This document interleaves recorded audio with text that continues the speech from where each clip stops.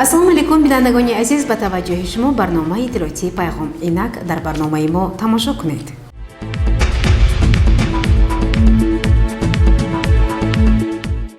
дар маҷлиси ҳафтавори назоратӣ назди раиси шаҳри Панҷакент фаъолияти шуъбаву бахшҳо ва воҳидҳои сохтории мақомоти иҷроияи маҳаллии ҳокимияти давлатии шаҳри Панҷакент баррасӣ гардида барои ҳафтаи нав нақшию вазифаҳо муайян шуданд.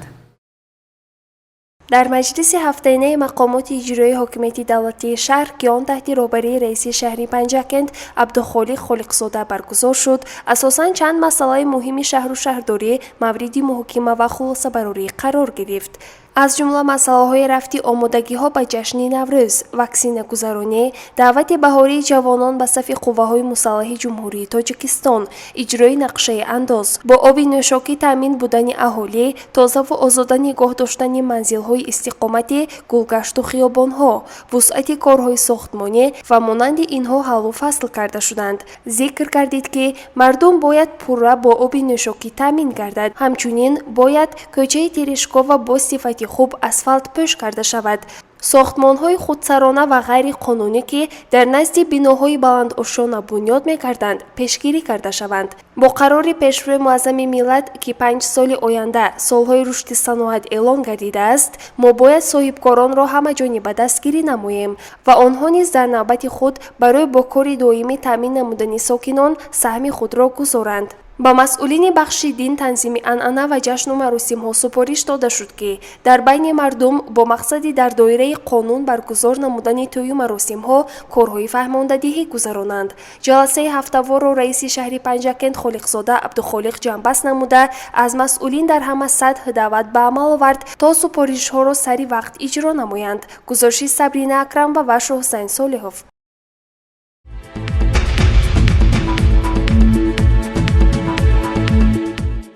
анъана гардидааст, ки дар ҷашнҳои гуногун собиқадрони меҳнат мавриди аёдат қарор гиранд. ба муносибати рӯзи модар, раиси шаҳри Панҷакент Абдухолиқ Холиқзода як гурӯҳ собиқадронро аёдат намуд. идомаи ин мавзӯъ дар гузориши хабарнигорони мо. модар, нафаси ту насимест, ки оромишро дар ҷону тани мо ҷорӣ мекунад. чеҳраи нуронии ту барои мо азизу муқаддас аст. дасти навозишгари ту модар таскинбахши мо дар лаҳзаҳои душвори зиндагӣ аст. ба муносибати рӯзи модар, раиси шаҳри Панҷакент Абдухолиқ Холиқзода чанде аз занону бонувони собиқадорро аёдат кард. нахуст ба манзили Амин ва Махсумой 102 сола мебошад ташриф оварда ин модари меҳрубонро ба муносибати рӯзи модар аз номи асосгузори сулҳу ваҳдати миллӣ, пешвои миллат, президенти ҷумҳурии Тоҷикистон ҷаноби олӣ муҳтарам Эмомалӣ Раҳмон ва аз номи муовини аввали раиси миллии маҷлиси олии ҷумҳурии Тоҷикистон Раҷаббой Аҳмадзода табрик намуд. Махсумой Амин ва 5 марти соли 1920 таваллуд шудааст. соҳиби 48 набера ва 50 абера мебошад. ҳоло дар иҳодаи фарзандону наберагон давлати пирӣ меронад. инчунин ба манзили Намоз ва Фотима, Миноқул ва Басра, Сироҷ ва Гулчеҳра рафта модарони бароимандро бо ин санаи муҳими таърихӣ шодбош намуд. зикр гардид, ки саҳми модарон дар рушди соҳаҳои мухталифи хоҷагии халқ назаррас буда, бонувону модарони арҷуманди мо минбаъд низ ҷавобан ба ғамхориҳои асосгузори сулҳу ваҳдати миллӣ, пешвои миллат, президенти ҷумҳурии Тоҷикистон ҷаноби олӣ муҳтарам Эмомалӣ Раҳмон баҳри аз ин ҳам ободу зебо гаштани Тоҷикистони азиз ва некӯаҳволии мардум саҳми назарраси худро мегузоранд. модарон даст ба дуо бардоштанд то ин ки Тоҷикистони мо ободу даструхони марди деҳқон пур аз нозу неъмат бошад. аёдат намудани модарон дар арафаи рӯзи модар фоли нек аст. гузориши Дилшода Ҳалимова ва Талабшоҳ Тошев.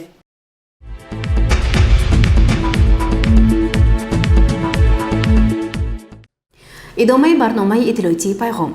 дар арафаи рӯзи модар як гурӯҳ фаъолзанон ва собиқадорони соҳаҳои гуногуни хоҷагии халқи шаҳри Панҷакент аз тарафи шӯъбаи корбозанон ва оила аёдат карда шуданд. дар арафаи рӯзи модар аз тарафи мудири шӯъбаи корбозанон ва оила Ҳамзира Замонова 12 нафар занони фаъол ва собиқадорони соҳаи гуногуни хоҷагии халқ мавриди аёдат қарор гирифтанд. Нахуст ба манзили Азизмурод ва Меҳринисо омада ин бонуи хирадро боиди бонувон шодбош намуд. Бадан Саттор ва Мубарро, Комил ва Очилой, Мирзофотир ва Дилбар, Баҳрон ва Уғулой, Бобой ва Ховарой, Яҳёй ва Мукаррам, Ҷалил ва Лӯбатой, Ҷумай ва Ҳабиба, Ғиёс ва Хуршеда, Саъдуллой ва Ҳалима, Маҳбуба Ҳабибӣ аёдат карда шуданд. Мудири шӯъбаи кор бо занон ва оила Ҳамзира Замон ва собиқадорони меҳнатро аз номи мақомоти иҷроии маҳаллии ҳокимияти давлатии шаҳри Панҷакент, шахсан аз номи раиси шаҳр Абдухолиқ Холиқзода ба муносибати рӯзи модар табрику таҳният намуд. مبارک باشد. سلامت باشید. شما مبارک شود. رئیس شهر مهندر عبدالخالق خالقزاده رحمت. شما روز مادر تبریک میکنیم. سلامت و سربلند باشه.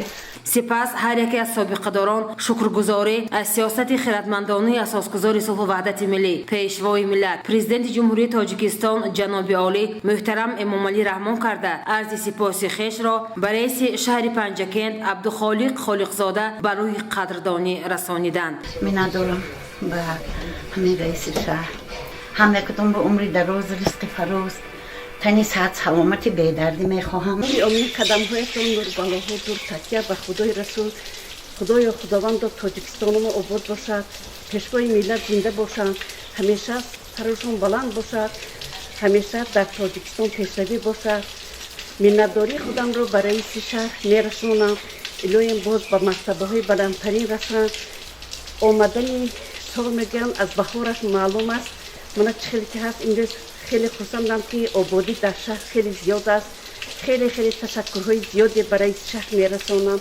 همیشه سرشون بلند باشد، تنسیت و خانه آباد باشند، خاطرجمع باشند. شما هم به بهارهای خورم الهیتان تناتون صحت باشد، خاطرتون جمع باشد، خانهاتون آباد باشد. همیشه تنسیت و خاطرجمع باشید. صلی علی محمد سیدنا محمد.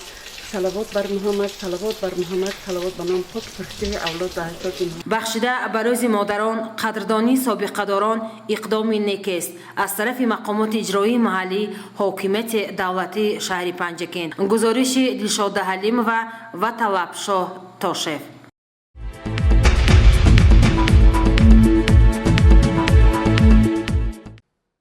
با اشتراک دخترانی مؤسسه‌های تعلیمی مسابقه ورزشی برگزار گردید. تفصیلات بیشتر در گزارش دیگری برنامه. با تشبث کمیته اجرایی حزب خلقی دموکراتیک تاجیکستان در شهر پنجکند بخشیده به مناسبت عید مادران و نوروز بین المللی میان جوان دختران مؤسسه‌های تعلیمی مسابقه ورزشی نمودی والیبال دایر گردید. مسابقه در تالار ورزشی مؤسسه تحصیلات میانه عمومی رقم 3 گذرانیده شده. در آن خوانندگان مؤسسه‌های تعلیمی و دانشجویان مؤسسه‌های عالی کسبی با هم رقابت نمودند.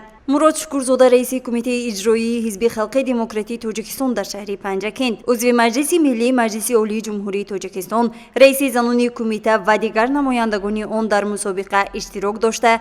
مراد شکورزاده کلی اشتراکچیان و در شخصیت ایشان مادران آنها را به مناسبت عید بهار روز مادران و فرارسی نوروز عجم شاد باش گفت. او همزمان ابراز داشت که مقصد از برگزاری مسابقه این رشد نمودی ورزش والیبال جلب بیشتری عامه به تربیت جسمانی و ورزش ترغیب حیاتی سالم می باشد. در فرجام دسته دختران کالج آموزگاری سزاوار جای اول، دسته والیبال بازان مکتبی 3 سزاوار جای دوم، دانشجویان دانشکده آموزگاری تاجیکستان در شهر پنجکند و کالج طبی باشند سزاوار جای سیوم گردیده. از جانب کمیته اجرایی حزب خلقی دموکراتیک تاجیکستان در شهر پنجکند با تحفه‌های خاطره‌ای سرفراز گردیدند. برده و امید دانشجوی کالج آموزگاری برای تشکیل چنین مسابقه‌ها سپاسگزاری خویش را بیان نموده ابراز داشت که ما دانشجو دختران کوشش میکنیم تا در مسابقه‌های ورزشی بیشتر اشتراک نماییم و غالب آییم. در مراسم جنببستی مسابقه تاکید گردید که هدف از برگزاری مسابقه این عمومی گردانیدن ورزش، رشد نمودی والیبال و جلب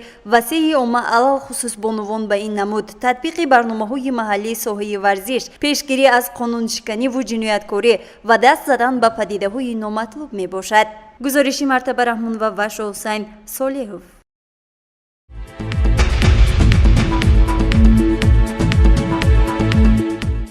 бинандагони асиз дар ҳамиҷо барномаи иттилоотии пайғом ба поён мерасад. Барои ҳар яке шумо саломативу сарбаландиро хоҳонем. Хайр.